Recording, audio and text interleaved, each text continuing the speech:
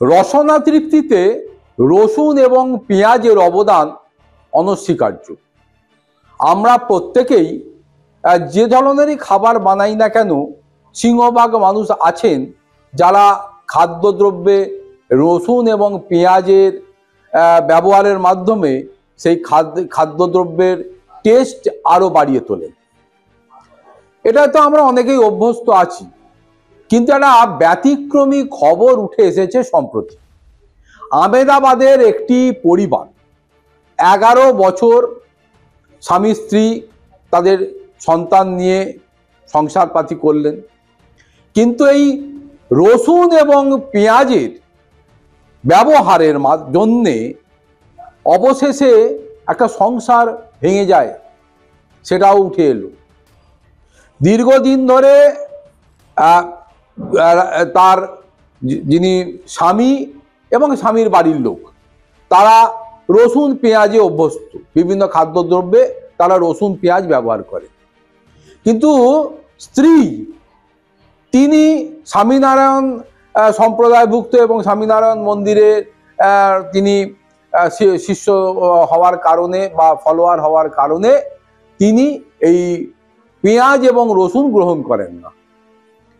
ফলে প্রথম থেকে এই বিষয়টা নিয়েই কিন্তু বিবাদের শুরু।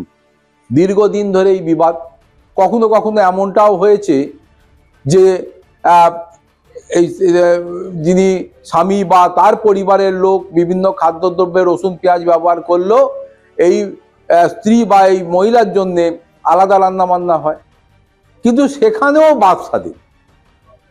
সেখানেও স্ত্রী বারবার এই বিষয়টা যাতে এই তার পরিবারে আর না থাকে, অর্থাৎ মোদ্দা কথা হচ্ছে যে রসুন এবং পেঁয়াজের ব্যবহার বন্ধ হোক তার পরিবারে।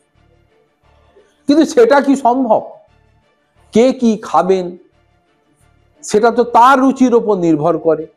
ফলে একের পর এক এই লোয়ার কোর্ট, হাইকোর্ট সেখানে বিবাহ বিচ্ছেদের মামলা করেন 11 বছর পরে ওই সংশ্লিষ্ট পরিবারের যিনি স্বামী তিনি। এবং শেষ পর্যন্ত যখন আহমেদাবাদ হাইকোর্ট রায় দিতে যাচ্ছেন, সেই সময়তে তিনি এই যিনি স্ত্রী তিনি সব শুনে সম্মতিও দেন যে যিনি বিবাহ বিচ্ছেদ চান না, কিন্তু হাইকোর্ট তার চিন্তা ভাবনা এবং তার রায়ে অনড় থাকে।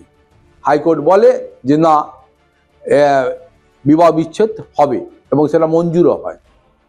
তার কারণ খাদ্যাভ্যাস মানুষের ওপর ম্যান টু ম্যান ভ্যারি করে। কারুর খাদ্যাভ্যাসে কখনো হাত বসানো যায় না, সে স্বামী স্ত্রী হোক, সে এখানে কোনো ধর্মীয় কোনো বিষয়ে যুক্ত থাকুক বা যাই থাকুক।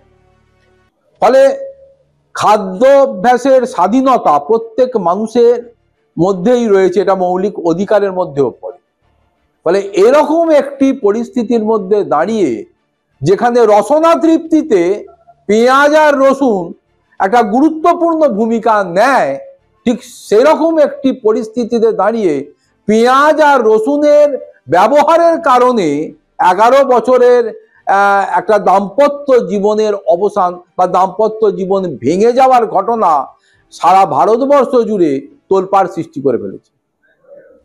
এবং এই ঘটনাকে কেন্দ্র করে আগামী দিনে এই খাদ্যাভ্যাসে যারা রয়েছে, অর্থাৎ কে কি খাবে কে কি খাবে না, সেইটা ব্যক্তিগত রুচির মধ্যে পড়লেও যাতে দাম্পত্য জীবনে কোনোভাবে ক্ষতিগ্রস্ত না করে সেটা আগে ভাগে জেনে নেওয়া উচিত কিনা বা কিভাবে তার মোকাবিলা করা উচিত, এই বিষয়টা নিয়েই কিন্তু ভাবনা চিন্তা শুরু করেছে অভিজ্ঞ মহল।